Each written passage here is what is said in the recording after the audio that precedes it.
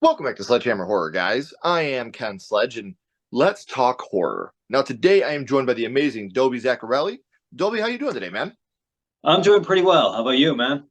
I'm doing a lot better now, dude. It's really nice to Thank you. have you here. We've talked about this for a while.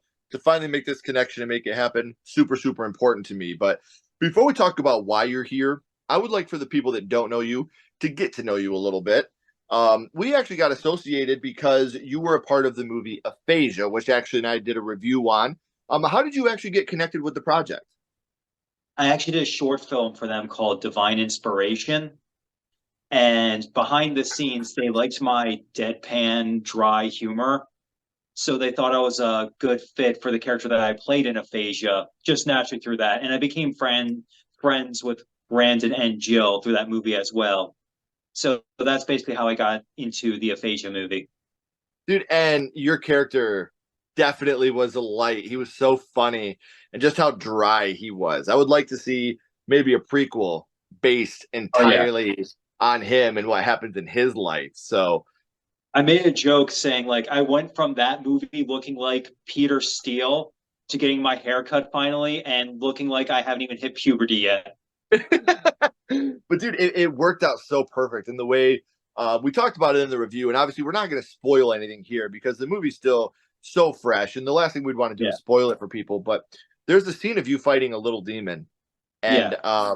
holy shit, I was belly laughing at that moment. What was it like on set that day filming that? That was a lot of fun because when I actually got into acting, I wanted to do more stunt stuff. I Yeah. mean, I got into acting more straight up because I'm really good at it. Here's an award to prove that. But I have to, here's the thing, I have to be careful with that award because I actually live with another award winning actor, this guy here. That's an award winner right there, boy. Yes, he is. He's very modest though. He's very modest. But He's out there winning Oscars now, man. oh yeah, he's very humble about it. He didn't go to the ceremony. He just vibed at home. But with I that feel day you. specifically, it was very fun because I practiced Muay Thai, I practiced Brazilian Jiu Jitsu, I practiced Judo. So it was nice. Obviously, I didn't like start grappling and getting the demons in an arm lock or anything like that. They're this big. But it was like being able to actually know how to fall and things like that helped a Right. lot with that scene and doing a lot of the fake front fall, instead of like actually falling flat on the face, doing the setup with your forearms first and things like that. And as I said to you before, there's actually an extended scene of me. It was more Three Stooges inspired to where there's freezer doors in my face and things like that. And I had so much fun doing that. And I tell this to the students I actually coach with Muay Thai. I say, if you hurt me, that's fine because it's hilarious when I get hurt. And like you said in the film, I hope that we can get a physical release with maybe some of the behind the scenes and deleted scenes and get an extended look at that because man, that was one of the great parts of that movie. As somebody that's a big Evil Dead fan, it was Oh very, yeah. very Evil Dead and it worked so well. Yeah, and as you know, as you probably could tell, Bruce Campbell was a huge inspiration for how I portrayed Ryder. Um, and what made it funny is that they said that the character who was an inspiration for Ryder was the character Detective Cooper from Twin Peaks. Okay. His coffee, him liking to record everything. But I never saw Twin Peaks, and I made it intentional that I would not start watching Twin Peaks until after that film premiered, so that way no one could say I ripped his performance off. Right. And I think that's a brilliant thing to do because a lot of people would have went in and watched that movie to kind of see what they were talking about. But the fact that you were like, no, this is my character, this is how I want to do it, I think that really worked in the end, man. Yeah, and especially Like, since I knew my mother was going to watch the movie, I wanted to give her something to laugh at and not. I mean, they wanted the character to be humorous anyway, but I wanted to do something to make sure if my mom ever saw it, she wasn't just scared and grossed out the whole time. You know what I mean?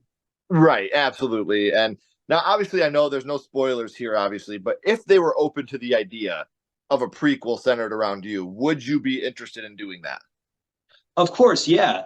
I had a lot of fun playing Ryder, and I think it'd be kind of fun to experiment free his ego that he has in the movie, where Uh-huh. he's like, where you see it's, I don't know if you ever played the video game Yakuza, but there's a character in the game called Majima, and he's like the comedic, lighthearted character, but he's that way because he's actually mentally broken. And you learn that in the game Yakuza Zero, to where you're building up to his. He's very straight in Yakuza Zero, but you see how he became known as the Mad Dog from that.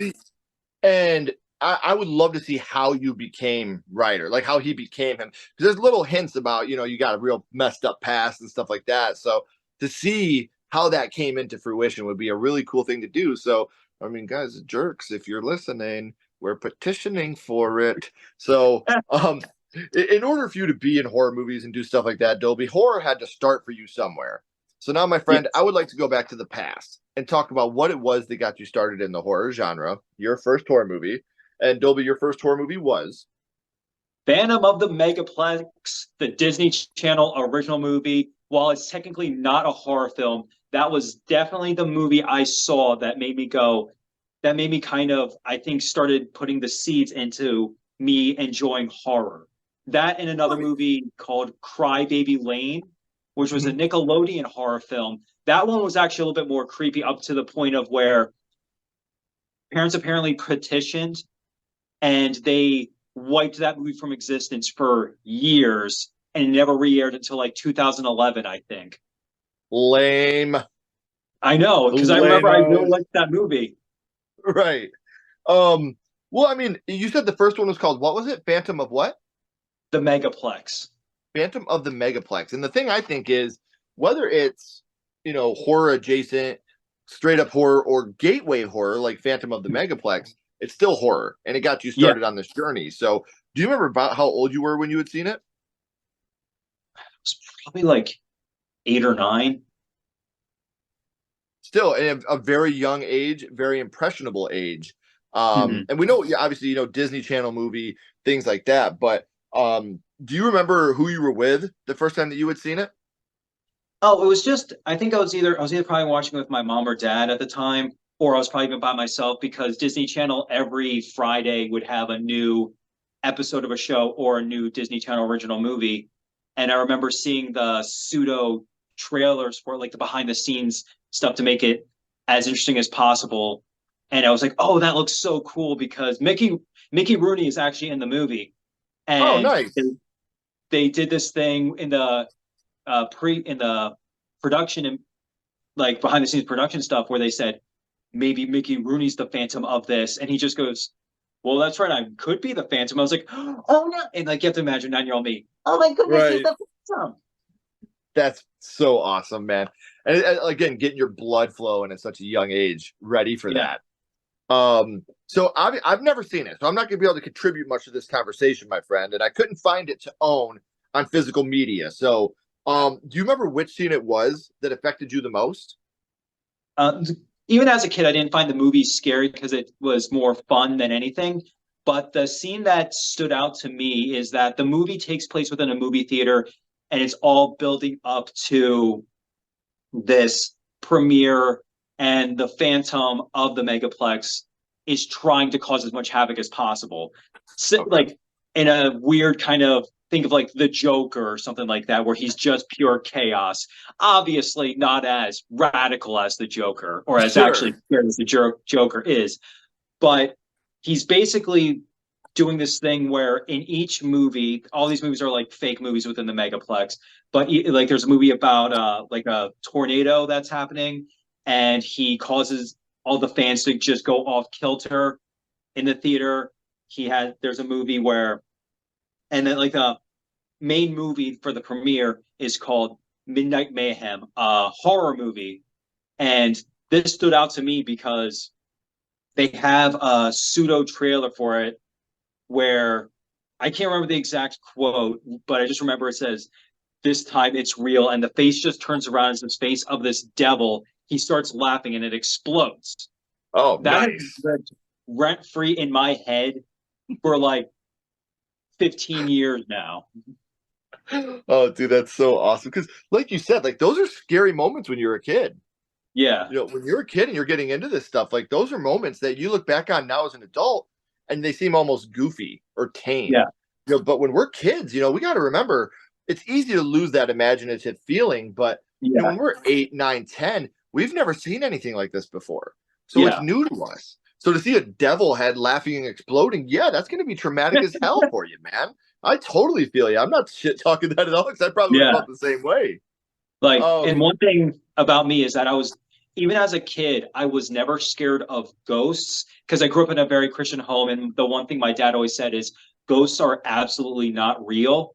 But sure. being a Christian family, we did believe in demons and things like that. So that would be things I was actually scared of is not ghosts, not the, and not like spirits, but like actual demons would be what freaked me out. Yeah. And So you can again, imagine what it was like when I finally saw The Exorcist. oh yeah. And see, I feel like a lot of people that grew up in because I was raised very, very Christian as well. So I think that, you know, possession movies and you know, things like that, those scared me more than anything else, man. Like those are Oh the ones yeah. that really, you know, rocked me to my core. Um in Phantom of the Megaplex, we talked about, you know, the scene with the devil head exploding that affected you, but was there a scene that you know, would maybe say was your favorite scene from the film? Probably towards the end, just because it's a very slapsticky movie. It's definitely a massive quotes around this word horror movie made for kids, where you have people pratfalling, pies and face type thing. That type of comedy.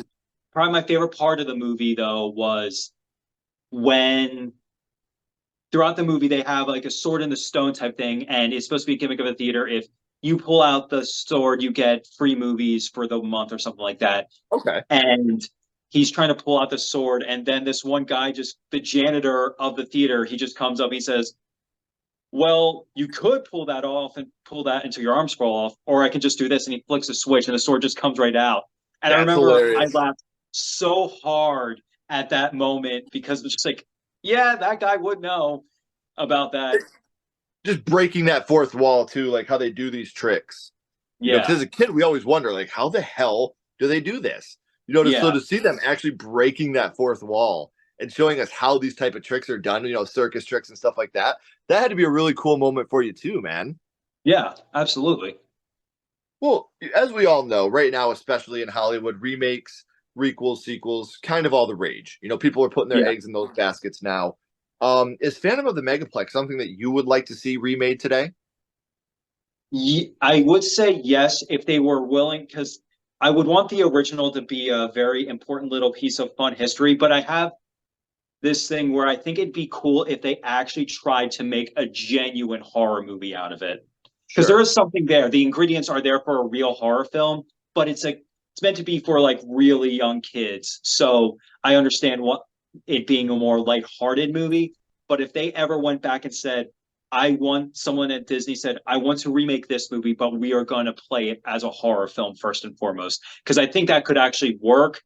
They'd have to figure out a way to get around the slapstick and everything like that. Because, like I said before, that's very much what the movie relies on. But Well, and if they especially, you know, were, a lot of us grew up on that type of gateway horror. You like yeah, that, Hocus Pocus, The Gate, you know, yeah, things like that. So to see it played as a real horror movie could actually be something that's really, really dope. oh Because, yeah, like, you're telling me this idea and what you're running through, and it could even be an anthology, you know, where yeah, each theater is showing a different scary experience, and they could really make that into a straight horror film and a yeah, horror anthology. And I think that would work. I'm a huge horror anthology fan in general. So I think that yeah, really could work. Like that really does have the bearings to make a great film. yeah, absolutely. So we've talked about your first horror movie, Dolby, and what that movie means to you. But here for a second, I do want to throw you a little bit of a curveball. My little buddy Ghostface is here, and he has a question for you. What's your favorite scary movie, Dolby? The What is Lost your Boys. favorite? Oh, The Lost Boys. That's my favorite movie ever, by the way. You're So, eating worms, like when I say it's my favorite movie ever, I mean straight up, my entire sense of fashion is just based around that movie. dude. And it's a fantastic movie that has aged so well. I Yeah, think that it's a movie that I love. I adore this movie to this day. This movie fucked me up as a kid, man, because I had seen Bill and Ted's Excellent Adventure was one of my favorite movies growing up. and I had seen Bill and Ted before I seen this. So I was Yeah. like, Bill, what are you doing? Like, Alex Winters, what the hell is going on in your head right now? And then seeing him die, I was like, whoa, Oh Bill yeah. S. Preston Esquire just bit it. Like, I saw that movie before I saw Bill and Ted. okay, so it's a Um, little different for you. oh yeah. And one thing that was actually interesting about that is remember my dad actually rented the Lost Boys for me because I had like a mild interest in it. And I knew it was my favorite movie ever that week when we rented it because I watched it twice a day that entire week. As because this was during the summertime, so I had summer vacation. So I'd watch it once when I woke up and then once in the evening before I went to sleep. That's how much I enjoyed that movie. And since I feel like I'm cheating a little bit with my answer, since The Lost Boys, bless you, since The Thank Lost you. Boys is my favorite movie, I'll give you my favorite horror movie the last 10 years, and that's Green Room. Oh, very nice. Um, Man, I've never got to talk about Green Room on the podcast. How'd you stumble upon that one? I remember. Do you know who Red Letter Media is? Yeah, They did a review for it, and they said it was very upsetting and disturbing. And it is obviously. very much is. It's a movie about a punk band that does a show at a Nazi bar. They witness a murder and they have to fight their way out.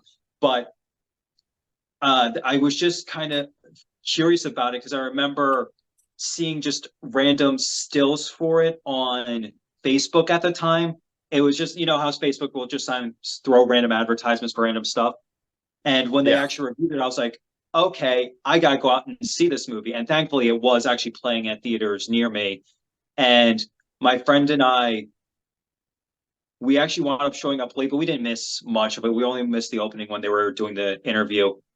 And just watching it in the theater, I was mind blown, similar to when I saw, like Dread or John Wick, that movie that just kind of hits you unexpectedly, or Brawl in Cell Block 99, if you've ever seen that great movie, by the way. Just these random movies, you're not sure how you're going to feel. You're just like, wow, that was a spectacular experience. And that was how it was for Green Room. Just a random movie that comes out of nowhere. And like, because I don't want to say Green Room made me feel happy. It wasn't that type of movie, Sure. but I would say a sense of joy that it was such a solid movie that was. I just kind of randomly said, I want to go see that.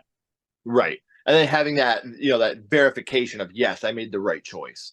Oh yeah. So man, I've had an amazing time talking to you about your first horror movie and your favorite horror movie. But before I let you go, we always bounce back to the same question. We're going to go back to Phantom of the Megaplex. And what we're going to do is rank this movie on a skull count. Now, we're not Mhm. ranking it on acting, production, score, direction, nothing like that. We're not being critics.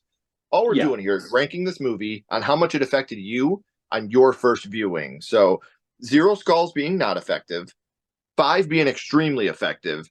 You can use half and quarter skulls anywhere in the middle. Dobie, Okay. what would your ranking of Phantom of the Megaplex be? Well, since that movie helped me realize that even at an early age, that there was a love or at least an interest in horror, I'm going to give it 5. Gotta be.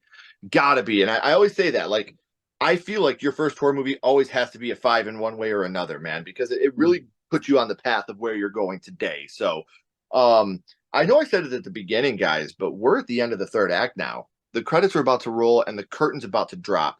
But before that happens, I have all of Dobie's social media links down in the description. So make sure you're following him on social media to become a part of his family. Make sure that you are going to the Jerks social media page. Let them know we want that Rider prequel. We are out here protesting. We want it. We're on the picket line. We want to see it. So make sure you're going and showing some love to him. Dobie, please don't go anywhere, man. I got a couple more questions for you.